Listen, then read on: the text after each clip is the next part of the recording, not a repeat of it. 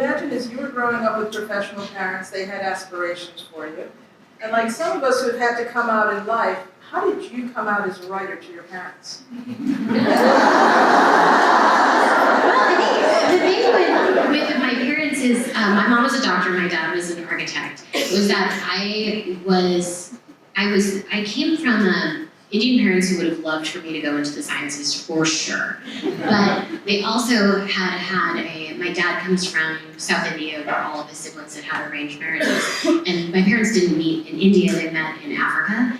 And they were a love match. So they were used to, in their small way, and then they moved from Africa to Cambridge, Massachusetts. So for them, they had already been pioneers within their own family and done some things that were a little unconventional.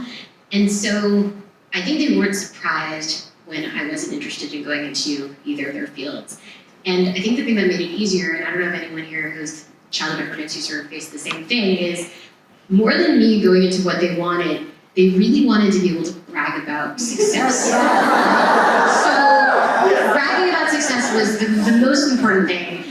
And so I realized, okay, well, this is helpful and a burden, but it's helpful because if I can just be good enough at that and show, growing up, writing plays that make aunt and uncles laugh when you're, 8 and 9 years old, and then when you get really good grades in English class. So I just, as a kid, just kept showing that I was excelling at the thing that I was interested in, the humanities, which is something that they didn't have a lot of experience with. And then when I was in high school, I took a satire class, I did well on that, I had a column in the school newspaper. So I was just very sneaky and fastidious about making sure that I always was getting a lot of attention so that they could brag about me. When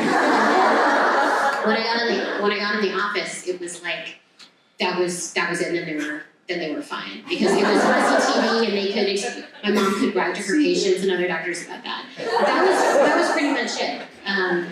And so that was how I kind of snuckily navigated.